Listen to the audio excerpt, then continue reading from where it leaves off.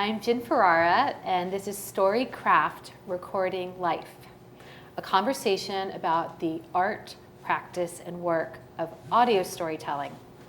This event is hosted by RETN, Rumble Strip Vermont, and WBTV-LP 99.3 FM. And tonight we're going to be talking with Erica Heiman, the creator of Rumble Strip Vermont. Erica's independent radio work has aired on NPR's Day to Day, Hearing Voices, Sound Sprint, Vermont Public Radio, and across the country at public radio stations. And Erica also worked in documentary television in New York City, producing programming for WNET, HBO, and ABC News. Hi, Erica. Hi. It's great to have you here. It's good to be here. So the first thing I want to talk about is just audio storytelling as a type of storytelling. What is so powerful about it? What is it that makes it different than other media for you? Why do you choose to work in this medium? Well, I used to do television, like you said, and which I loved. I worked in documentary, and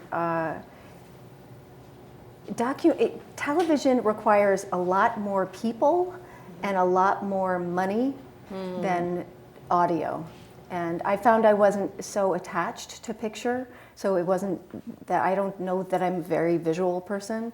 And so it's also true, I think, that audio is much more intimate, both producing it and also listening to it. So, and I really sort of uncouth to be saying this in a television place, but you know, say it. The experience of watching a monitor that's over there, you're not part of it. It happens over there, and somehow you don't join with it somehow.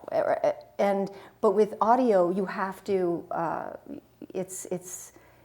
You meet in some liminal space somehow with the sound, and it's very, very intimate in a different way from I mean, there's marvelous television, but again, you can kind of leave it like that's their problem, that's their thing. It's not about me, and I feel like audio is much more personal than that. Also, when you're interviewing somebody with a microphone, you can do that in their living room, or you can do that in a very intimate way, and it's just me. It's not there's no support staff. So I like to interview people where they're most comfortable, and it's not to say that it's we're just kicking back and it's super chill. It's not just relaxed. There's a tension in it, but there's an intimacy to it that I think is easier if there's not a camera right here. I get what you're saying. You know, I feel like a lot of times I listen to your stuff, you know, on headphones, and so there's really the voices right here, like right in my head almost. Yeah. And what you're saying about people is really interesting, about sitting in someone's living room, and you know, how do you get to that living room? How are you choosing the people that you interview and that you talk to? What stories are you going after? Well, it's fairly random.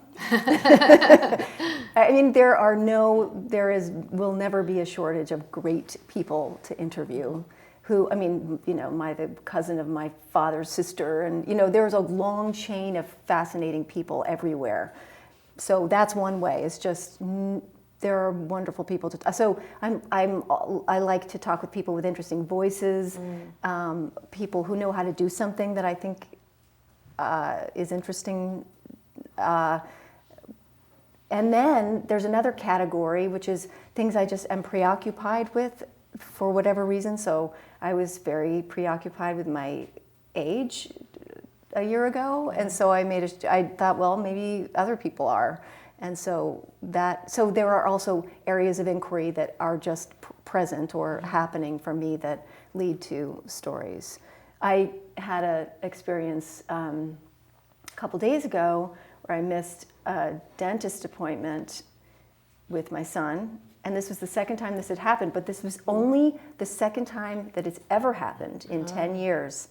So I missed the appointment, and she called me, front desk lady called me, and she was so mean to me. And she shamed me so bad, And I thought, come on. Well, I know. Right? I know. And I thought, maybe there's a show in this.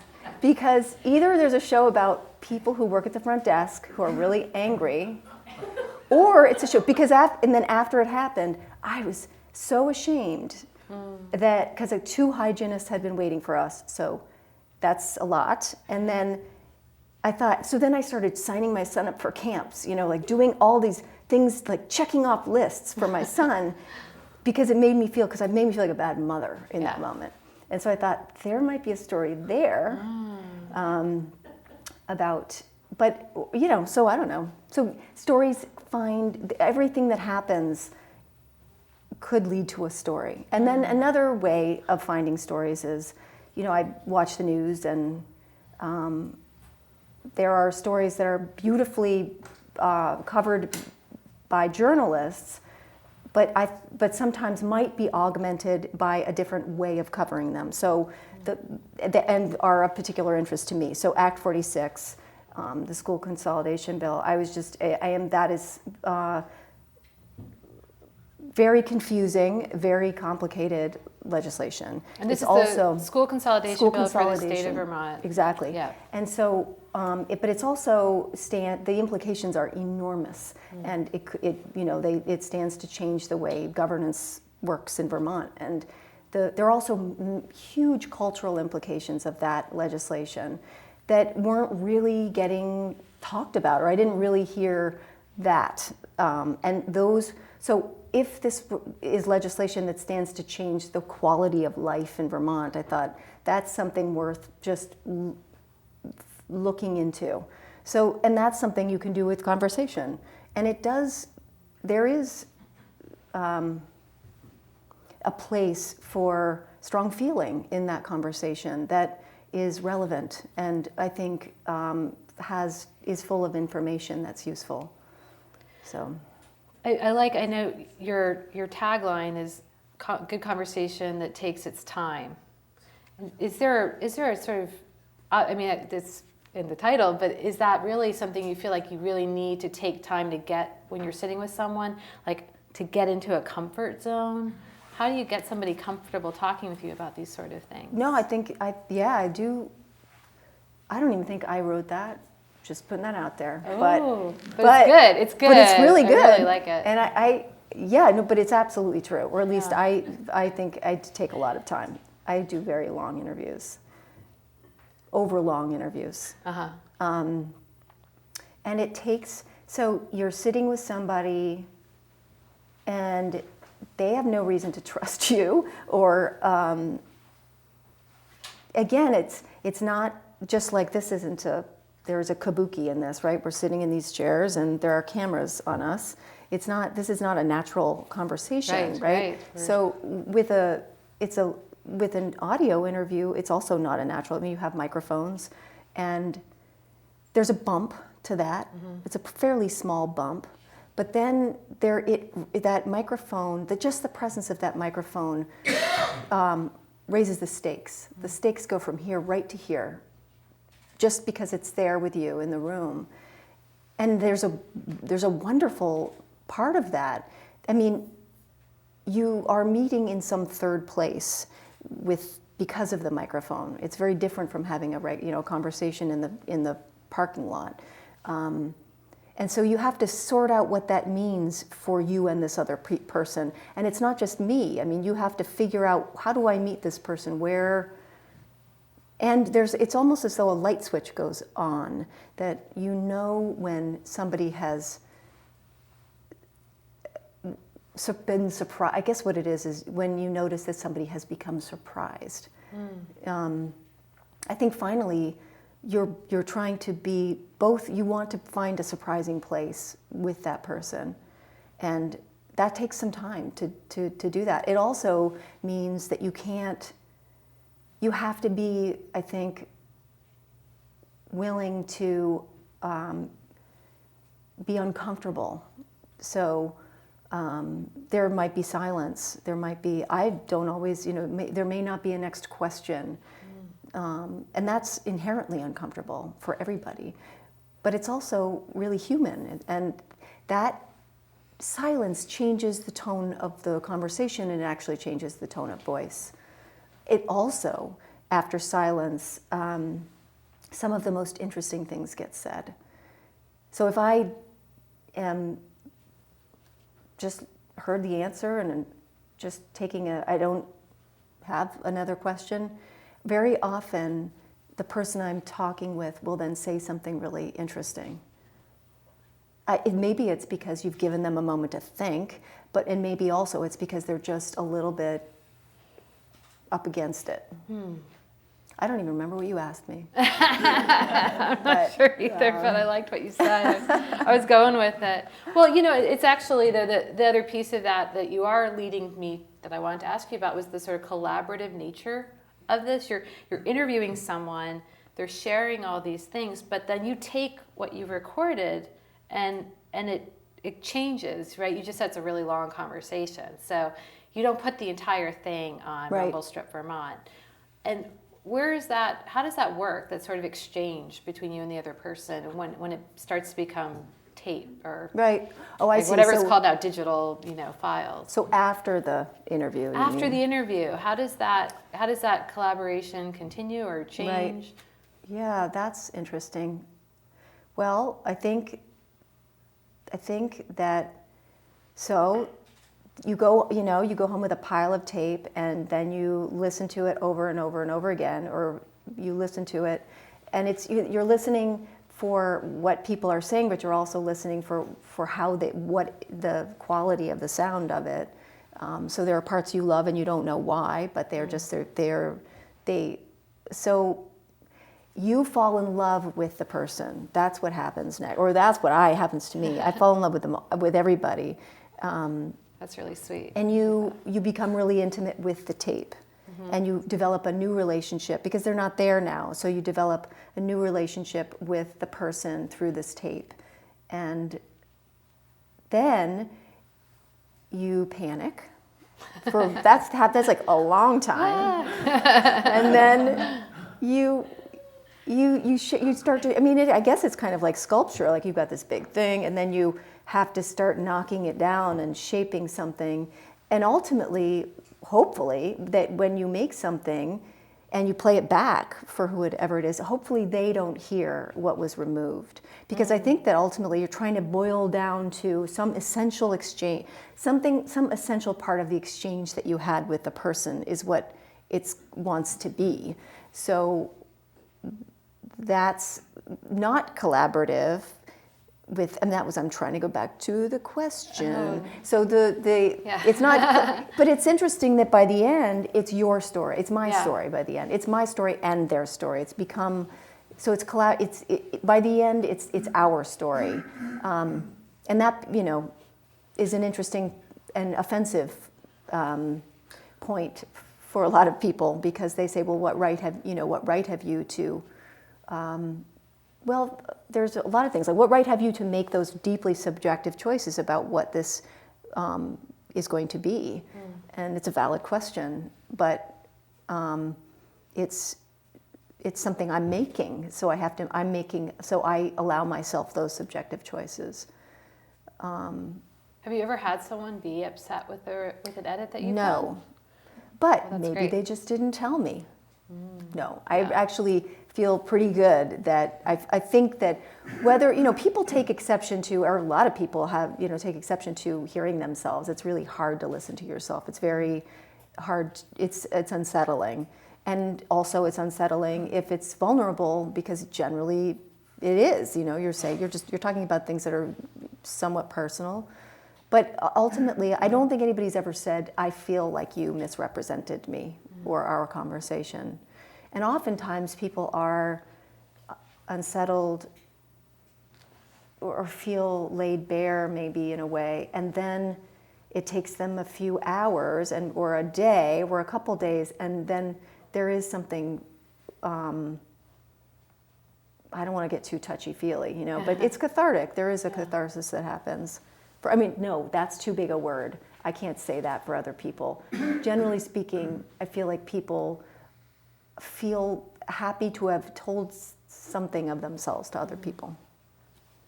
That's really nice. Well, maybe we should listen to Yeah. something. How's that sound? That sounds good. So the first thing we're going to listen to is called After the Forgetting. Can you maybe just set us up with what we're about to hear? Sure. So it is a story about a family with an aging mother who has dementia.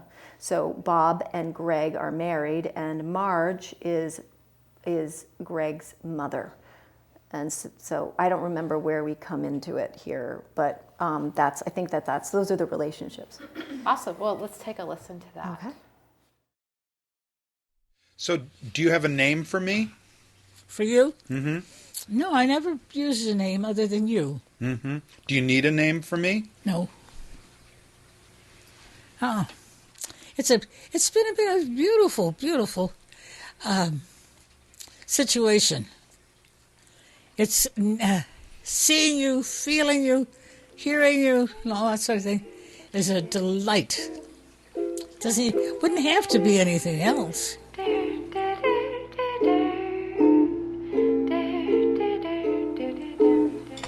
Every now and then, you'll ask me if I'm married. Yeah, well, I always wondered if you'd gotten married. Mm-hmm. And I did. I did get married. Yeah. And then my wife and I separated. Yeah. And now, this is my partner. This is my husband, Bob. Oh. Huh? Got a ring. Wedding rings. Oh, Wedding for rings. goodness sakes. So he's your son-in-law.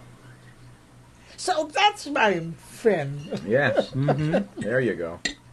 You're related to him. Am I related to him? You Yeah. are. Yeah, you're related to him as well. He's your son. Yeah. Gregory is, yeah. Yeah. Yeah. That's as good as anything. Yeah, Mhm. well, that's the way I look at it. Yeah. Melody haunts my reverie, and I am once again with you. What do you like? I want to talk about you. I want to talk about you. I want to know what it's like to be old. I don't mind being old, really. As long as I'm able to be on my feet and to hear and to do and to be. As long as I can keep that, I'm not unhappy. How about you? Oh, I'd like to have more energy. Yeah, well, I'd like to have more energy, too. But you tell me you worry because you don't know whether you're making sense or not. Yeah, that's right. I can't tell. Was there a time in your life when you could tell? Mm-hmm. Oh, definitely. Obviously, I didn't have the touch of it. But I think it's the age that's creating the problem. And I don't know why. Whatever it is, me. But it's getting so that I can see that I'm not getting as much as I had before. It's just closing in more and more and more. Are you afraid it'll close in too much? I don't think it'll close in completely, but it'll slow things down completely. Can't tell. But it could turn itself around. If it levels out, oh my. Oh, how glorious. Oh, sister, when I come to lie in your arms, you should not treat me like a stranger. Most of the time, at this point, I think Greg has a pretty realistic view of his mother's abilities. But it's hard to believe that one of your parents, as a capable person, is turning into a person who is not capable. And I think there were times when he probably didn't think he was being impatient, but he was a little bit too enthusiastic about reminding her that she really did know this person or that person, or she really did know where she lived or whatever. I've offered advice about, I think that you need to loosen up on Marge. When she's tired, don't try to convince her that she remembers anything. We'll just try to be reassuring that everything's going to be all right. Don't try to reassure her that she really does know where she lives, because she cannot recall it. It is not with her. It's lost for today. We grew up together from the cradle to the grave. We died and were reborn and left mysteriously safe. What would you like to do? Me? Would you like to go on and on? Would you like to get married? Would you like to... I am married. You married? Now who? Bob. Oh, Bob. I forgot about that. I forget that men and women are changing things. Mm-hmm. You may not see me tomorrow. You may not see me tomorrow. I don't know. Am I that much older? You're very old. Am I? Mm-hmm. Oh, yeah. I don't know how old I am. Well, do you want to know? Yeah. You're 91. Oh. So much for drama. For about a year now, she has started telling me that she loves me, and she's starting telling Greg that she loves him. And it occurred to me when she started doing this that was a little unusual, so I asked Greg, and he said she's never said I love you in his entire life. That's new for her, and I think it's a wonderful way to progress at the end of your life. If you got to make a change at the end of your life, learning how to say I love you is a damn good place to be. You're going to drop me off out here Yeah, at your place. at my place? Yeah. Oh, at home? Yeah. Oh. Yeah. Yeah. That isn't too bad, isn't it? Well, I hope not. No. You could come to my house, but it isn't there. I don't have a house. Well, your apartment is where we're going to take you. Oh, to my apartment? Yeah. Was there an apartment there? Yeah. Huh. I didn't know that. Yeah. That's where you live. Now? Yeah. When I get there? Yeah. And I'll be living in that? Yeah. I'll be darned. Okay. I'll probably live till 90. You're 91. I'm 91? Holy mackerel. You'll have to put me to bed. Well, that's where we're headed next. Yeah, you can put me in the bed and throw the dirt on me. Well, not the dirt, dear, just the blanket. Well, I love the whole thing. Oh, good. And I love you, and I love... But there's not very many people that I do love. So I'm lucky. Yeah. Well, I liked you when I hardly knew you. Oh, good. Yeah, didn't you realize that? Oh, yeah. I figured you liked me right away. Yeah, I did. Completely. I took one look at you, and I listened to you, and I thought, a real man. Oh, you're a hoot, Marjorie. Yeah. So I don't care what my mother's state is. I don't care what her mental capacity is. I don't care whether she knows who I am or not by name. I can't imagine my relationship with my mother being any better at any point in my life than it is right now. There's no loss here.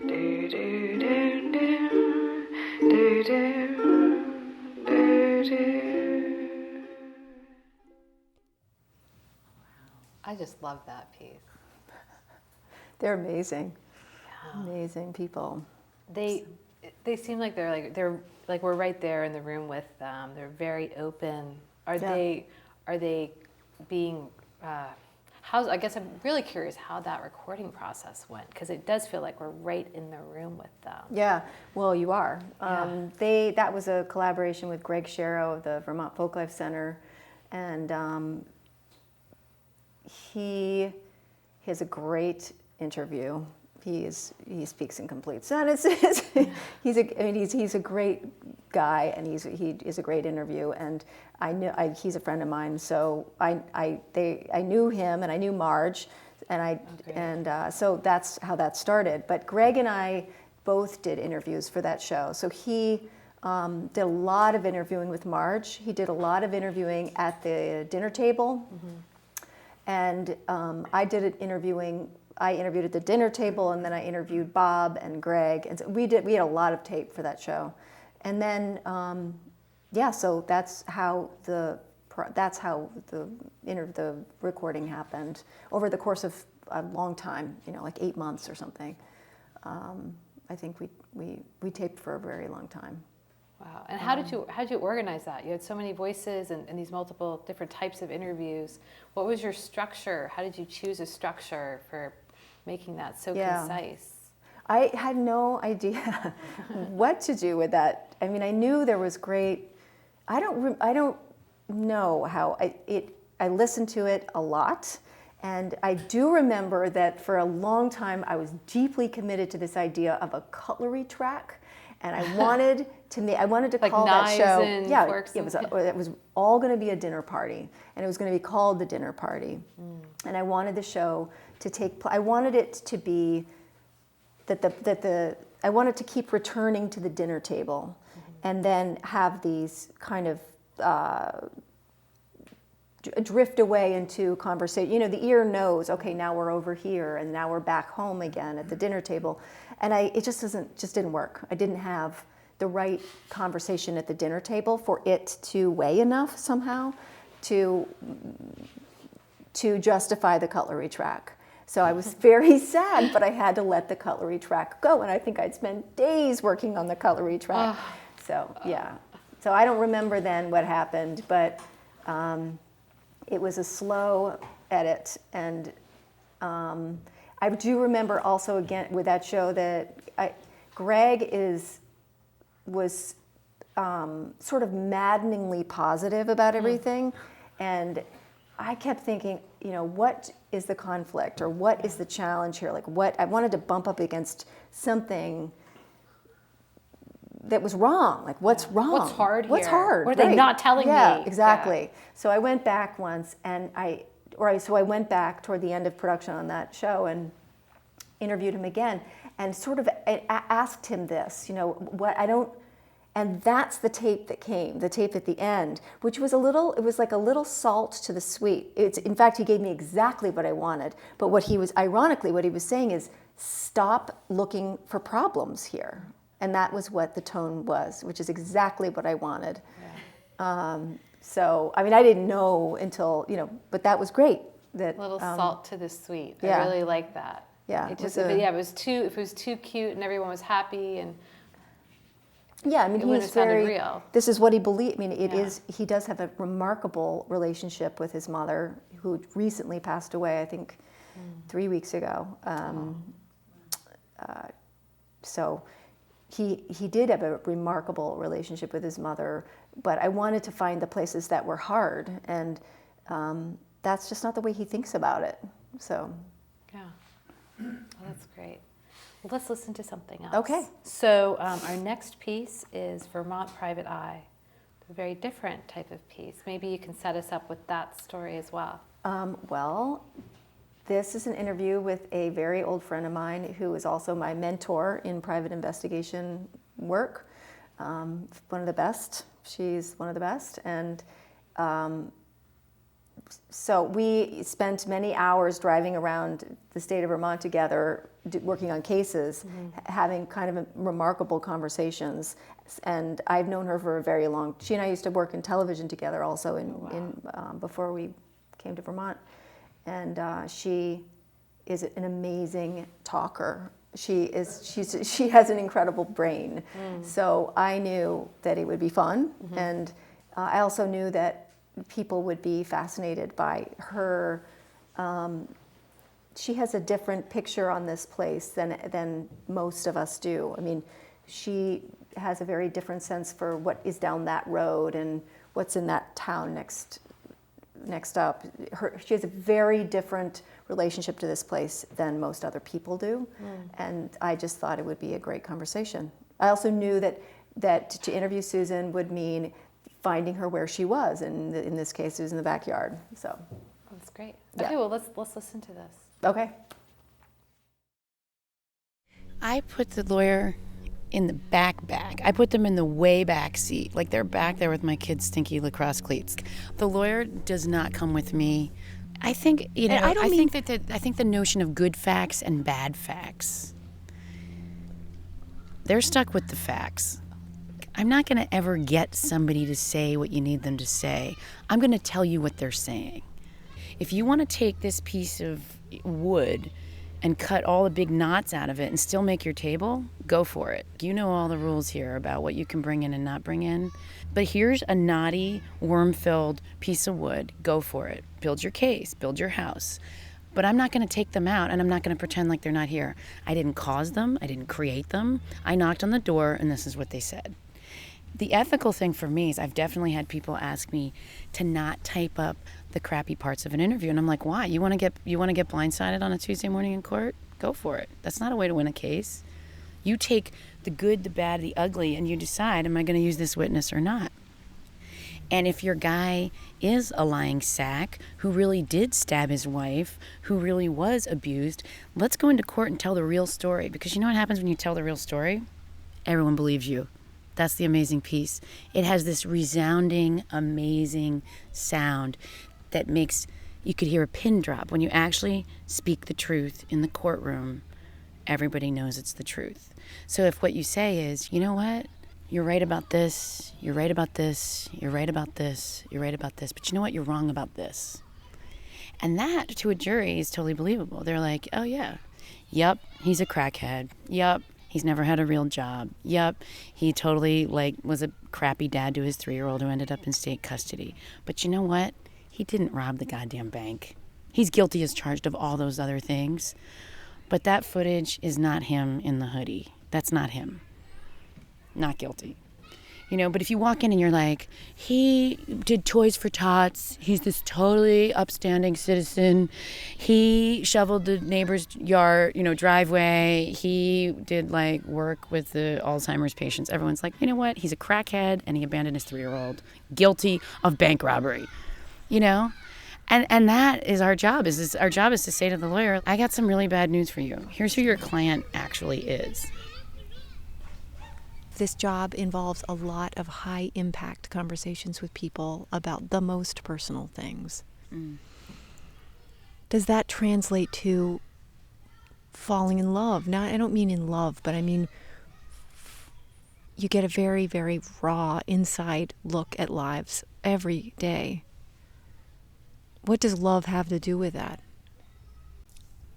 In order to get to someone's truth, that's going to take some time, and you can't be flippant with that process at all. It's going to involve a lot of phone calls and visits and sitting on their front stoop and meeting their grandmother. Beyond the case, there's that human being. And I think if you work from your deathbed backwards and you kind of try to live your life according to the souls that touch you and the ones that you touch, there have been hundreds of people whose lives have deeply informed my life, who I forgive them so profoundly for being who they are and making the mistakes they've made and enduring and surviving the pain that they've felt. And there's this sort of heroism about people being able to get clean, stay sober, get out of being incarcerated and start over, go back to school, get their GED. And I feel like I'm on their team, like I'm on their defense team, but I'm also just on their life team. So for me, that's the love. I didn't have any idea about the law. The law just happened to be the doorway through which I've walked to hear these stories and see these lives. And sometimes it's totally devastating, and it's tragic and beautiful and messy and heartbreaking. And it's that sort of again and again and again and again and again. So I have these friends that I went to college with, and every year we get together, and everyone always is sort of like talking about what everybody else has done that we went to college with, and this one was on Broadway, and this one's book is now out, and it's all critically acclaimed, and I'm always sort of like, oh God, I'm just such a failure. I never really wrote anything down along the way, and I haven't really I'm out assembling the wheelbarrow in some trailer park. But right after I came back from that reunion, I was like, I'm walking down the street in Burlington, and here's one of our clients from 6 years ago who I fought to get into rehab. And he was this guy who'd gotten really high and stupidly walked into a pharmacy and demanded all their Oxycontin or something out of his mind. And I just said, he just needs treatment. We end up getting him into Phoenix House, and he does a 6-month program. And he flagged me down and was like, I'm 3.5 years sober. And I'm out and I'm working and I'm raising my little girl. And I was like, I may not have written a book, and nobody ever knows what you do. But that to me was this huge victory. It's quiet, and your name's not in the credits anywhere. Nobody even knows that you did it. But he does.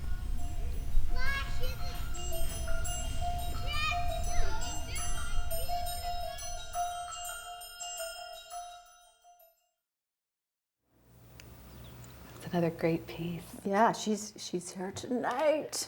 I've heard that. Yeah. Very exciting. There's actually something that she says, which reminds me of audio recording too. The idea of the truth. When you say the truth in the courtroom, people believe it. People know it. Yeah. And it seems like there's sort of an edge too. You were getting at a little bit before about when you take the time to let people talk and they get to this point, it's like the truth breaks through. Right, or the penny drops or something, or there's just a change in tenor. Yeah. When getting real, whatever that means. Right. Right. And then this one's a little different because you actually you're narrating a couple of times. You say something that sort of sets up the situation. Was that a deliberate choice in this story to structure it differently from the one we heard before? No, I think that in this one, I thought it worked best as an interview. That and so I seldom know what format the show will be when I do the interview. In that case, we're old friends, so that was part of the story to me, is that we know each other, and that there's a certain set way that sounds that I thought was part of the story, and that I've been a private investigator, so we could talk about it in a way that I wouldn't have been able to if I were just interviewing her about something else.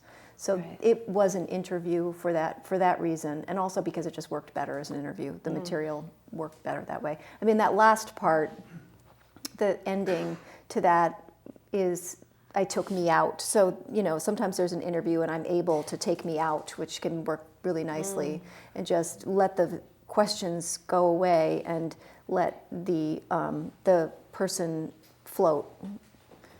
So I think the end of that story is kind of I go away. Yeah, I get that. I know, like you were saying about the idea of float, just it's like this moment, this thought that's being now shared with all of us. Right, or we go inside her brain or something. It's a little bit, it becomes, you go inside. That I think that's how I imagine it. I get that. And now this is someone you know well, but I've heard you interview some other folks and have them talk about pretty intense personal things, sometimes things that are maybe right on the edge of confidential information, like just really serious stuff where a huge amount of trust has to happen. Is there anything you do to set up an interview like that to make sure people feel comfortable? Well, in that case, I trust Susan. Susan knows those lines very, very, very well. So, and she knows me well enough to know that I know the lines and that I wouldn't cross any of them. So in that case, she shared, if she were to tell a case story or make reference to a story, we both kind of understood what was okay in terms of what details to include or not, to not be. So, the other story that was a question about was the DCF story with the caseworkers, and I'm working on a show now with parents. So steering clear of identifying information about people and is tricky, but I was actually really impressed that the caseworkers were as amenable as they were to talking with me. And I was also really blown away by how forthcoming they were, or how unguarded they were. I think they were just ready to let people know what they do every day. But we were very careful about the details, because in order to really climb inside their work, you do need to understand, well, what does it really look like? What are some of the things that you work with? And it has to be. Just to clarify, this is the Department of Children and Families show, right? Yeah. Okay. So there were 3 caseworkers, and just describing, in order to really to climb in the front seat of their life, you have to also follow them into the houses and and get a sense for what they see and work with, and that had to be more than what you read on page 4 of the newspaper, So yes, so it's something I'm very aware of, and also not just in terms of details, but just wanting to take care that people don't feel exposed. I'm not interested in, it's not prurient, I'm not interested in people feeling exposed in some way that, I don't know, what am I trying to say? It's not my angle. It's not what I'm trying to do. Yeah. It has to have a context that is meaningful to the audience and also to the person whose story it is. But that's sometimes a line that, I did have one person call me. I very often tell people, if it's one person in a show, tell them before I tell anybody else that a show is up. Not that it really is public, but just to say it's there if you want to have a couple hours with it. The person called and was like, oh my God, just really rattled. Yeah. But then after a couple hours, really settled and really happy with the show. So it's right up against that line sometimes in terms of feeling very vulnerable. But I think that the motor can never be, the motor is never, it's certainly never prurience, and it's never, I don't know, what am I trying to say? The motor is that if there is something that is vulnerable or that is sensitive, that it's rising up out of something that is substantive and meaningful. That's what I meant to say. That's awesome. That was worth it. Yeah. So. Yeah. So let's listen to one more piece. Okay. And this one is a police log. So it's kind of a different style of recording. And I don't know if we should even set it up. I think we should just play it. I think we should just play it. Police logs, summer 2015. Welcome to Rumble Strip, Vermont. The summer is coming to an end here in central Vermont. I figured it was time for another review of calls to the local police, as reported in the Times Argus and the Stowe Reporter. Here's Scott Carrier. A groundhog was in distress on State Street. A squirrel was stuck in the grass on East State Street. An odor was reported on State Street. Children on a playground were swearing up a storm on Vine Street. A female in a dark Audi with Massachusetts plates kept getting in and out of the vehicle while yelling for over an hour.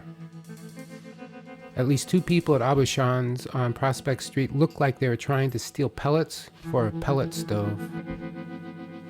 A woman called because there was a picture of a naked female on her boyfriend's Facebook page. The guy parked every day, all day, in his car on the side of the road near Adams Mill was a private investigator, scoping out something private. A black car described as being similar to a vehicle the FBI might use pulled onto Church Street, and a man wearing normal clothing and carrying a machete got out and switched seats with a passenger. That Hartston Road couple was arguing again, and someone called police. The sergeant's farm road resident heard knocking at the door, but no one was there. Someone was making a racket at Emily's Bridge. On Main Street, a woman complained her takeout food was not cooked to her liking. A dead body was reported on North Main Street. Police Chief Tim Bombardier said it was nothing suspicious.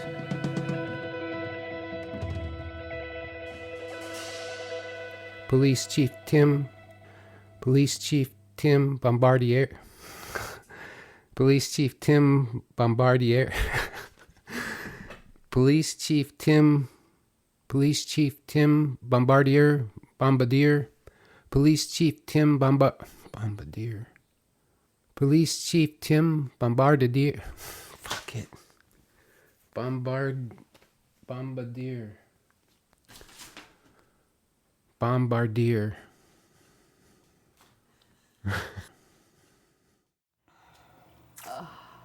Yeah.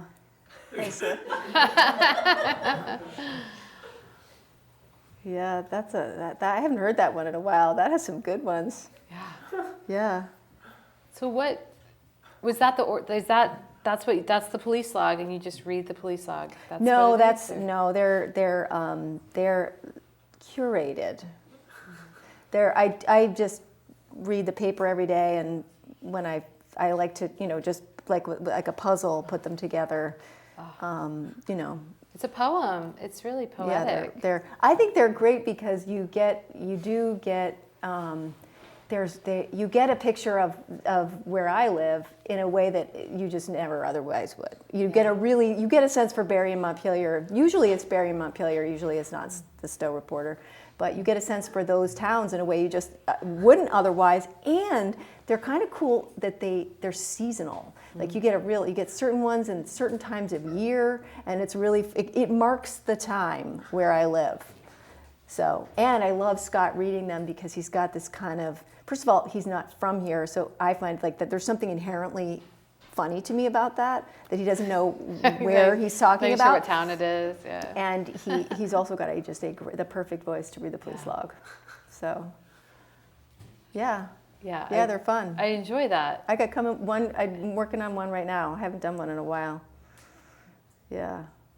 And it's Scott's. You also have some of Scott's work. Other work also is on Rumble Strip. Yeah. And that way you're distributing podcasts as well as producing them. So Yeah, I mean, yes. How does that work for you? I'm like, dude, I need a show. That's how that works. That I sometimes don't have a show or I'm working on a show and need something. So I've done that for him. He's done that for me. And also my friend Larry Massett will give me a show now and then. I mean, we just played. And then I can point to his podcast. His podcast is Home of the Brave, and it's my favorite podcast. So, very good, and Larry's coming out with a podcast soon. That's going to be, it's going to be singularly good. Oh. Yeah, and strange. That's really good. Excellent. Yeah. That's really, so it's really kind of a collaboration. You get like an exchange that you do with each other. It's an exchange of desperation. Yes. I like that. That's great. Yeah. So I kind of love to hear about when things go utterly wrong. Like, what do you do when a project you've been working on for a long time and it's just no longer making sense to you? How do you approach dealing with something like that? Or do you have like a specific anecdote you can share with us about a piece that was really hard? Okay, well, I do cry a lot. Works. I cry a lot. I mean, I guess the place that's hard or the places but it's not just one show. Every single show seems like the show that I'll never be able to finish. So, but I'm used to that. I'm used to that will always occur to me. It will always be the one that I can't do. And so, but I'm now a little bit better about saying that's ridiculous. So it's like a stage of podcast. It's a stage of anything that you make, I think. That it's pretty much 80% confusion. That's if you had a pie chart. I think it would be 80% confusion. And, maybe that initial feeling of, this is going to be so good, right? And that's like 3%, right? And then you got the but the editing part is, there's just a long, slow pull of, I just don't think I'm going to be able to do this. And so there's that. And how I deal with that is, I think I just keep going. I think that's what it, and there are about 4 people that I call who will tell me to stop whining. and I call them, or they'll talk to me about it, or they know what I'm feeling, and can, just knowing that they have felt it helps me. So you just proceed. You step away from it for a while, go for a walk or whatever. Oftentimes you're trying to make the tape into something that it isn't, and you just haven't figured it out yet. You haven't. Not every show, you're not going to love every show. I love all of the shows, but I don't, they're not all going to fall into place with a but they are going to eventually resolve. It's like religion. It's the closest thing I have to God or to religion, is knowing that if I start something, I will finish it, and when I finish it, I will feel like a little bit of catharsis of it. It's a miracle. So that's how I do it. Yeah. I love it. Yeah. I'd like to see a blueprint of that. The flow chart for that would be really great. Right. Yeah. I don't know that I really answered your question. What do I do when it's hard? Or what are the particular problems? You could also talk about problems in interviews. And what do you do then? And I don't know that there's an editor in your head always talking during an interview, and sometimes you think, this is really not going well, or this is not, I can't see what I'm going to work with this material. But you have to be you have to be in the deep end of the pool in an interview. You have to be just so utterly committed to that person that there isn't any failure in an interview. The premise is anything could happen today between us. And so that means the bucket's pretty big, that whatever might happen, if you fall apart and go outside to smoke cigarettes, well, that's what happened. And what happens next, So you can't, there's no room for failure in an interview. It's your responsibility to the person, I think, for it to be a success in whatever that looks like. So, I don't know. I don't know what the question is. I think you nailed it, actually. Oh, good. So great. Yeah. So, any advice? In addition to, I'm getting a few things from this. I'm saying just do the work, phone a friend, cry a lot. Wow, that's terrible. That don't, was really terrible. Commit to the interview. This is good. Yeah. These are good things. We're going to make a little list of all this. So what are the positive things? Yeah, but just like, is there really, it's all good. It's great. This is great. But is there something you'd really want to share with people who are just getting started? Yeah, sure. What do they need to know to walk out the door today, feeling? Right. Well, I think one thing is I don't feel like I feel like every single time I do something, another show, is like the first time. So, I am more comfortable now with interviewing. I'm always nervous for every interview. I'm sweaty palms. So you're always going to, I'm always nervous. I think that's probably a good sign.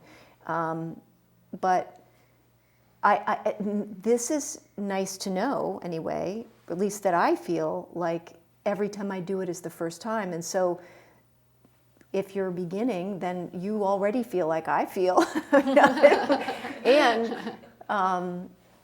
I think that the biggest advice is there isn't anybody waiting for you to do your show.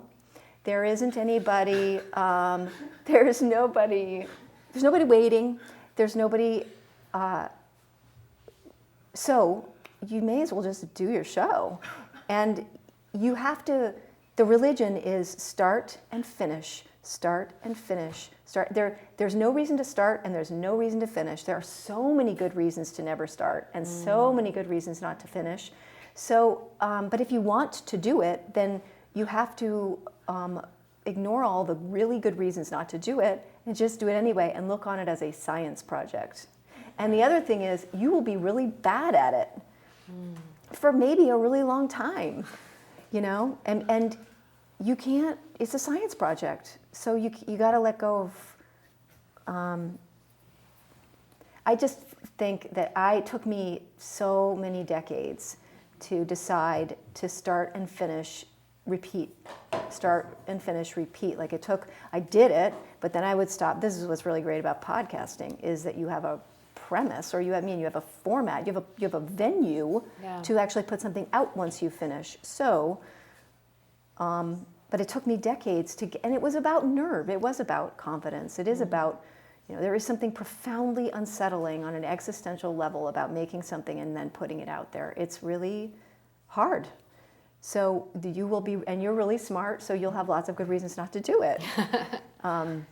And get yourself into a place like this where you can surround yourself with people and to make things with, who you can listen to each other's work with and partner up, buddy up. Work with other people this will soon be a tremendous resource for people to come together and make things. And there isn't any right way to do it. That's the other beauty of, if you want to do audio, your format can change every time. Play with what the format will be. And with interviewing,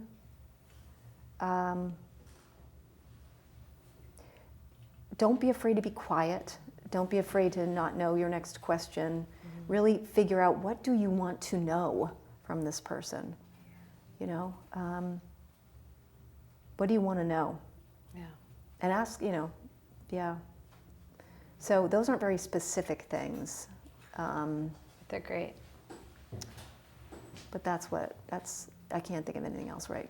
You've given us so much to think about tonight, really. I mean, and I'm really pleased to just know that it's always a little hard and it's always a little scary, because I think that is a very real feeling. It's like, well, of course, people who do this all the time, they're pros. They figured it all out. It must be easy. And I think it actually is very confidence building for people to hear that it's hard, but you do it anyway. Yeah.